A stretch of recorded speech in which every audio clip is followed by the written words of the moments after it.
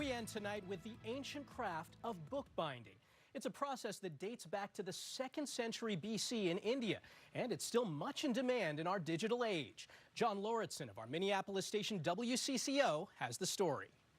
If there's such a thing as a hospital for beat-up books, this would be the place. Campbell Logan Bindery gets novels, Bibles, and family heirlooms sent to them that have been through the ringer and back. If dogs are a man's best friend, they're also the bindery's best friend. Dog owners are some of our best customers.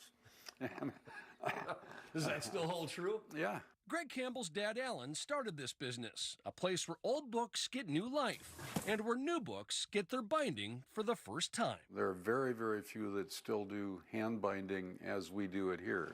Everything we do here is hand operated. It's a skill handed down through generations. It's a Smythe machine or a national sewing machine. Greg's son, Duncan, is a third-generation bookbinder. He uses leather and even cloth from Japan to give printed words a voice. It's been done. Methodic, lots of attention to detail. People walk in saying something like, oh, I can't believe people are still doing this, or I made 4 phone calls and finally found you. Try to match the stamping. The before and after is pretty telling. The Campbells have even repaired books that are 500 years old. And they've done it with machines that you might find in a museum. Some of this equipment is aged but effective. These cast iron book presses are 100 years old. From shearing to sewing to printing, the bindery can restore a wedding album or bind a college thesis. They work with pretty big names, too. This is a project they're doing for author Dean Koontz.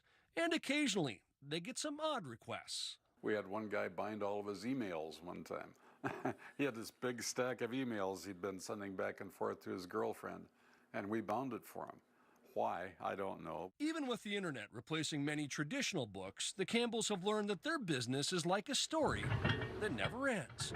Each generation is a new chapter in this unique trade. There still are going to be people who want books. It's fun to see somebody come in, pick up their book, and cry because it's so beautiful now. It was such a mess when they came in. John Lauritsen, CBS News, Fridley, Minnesota.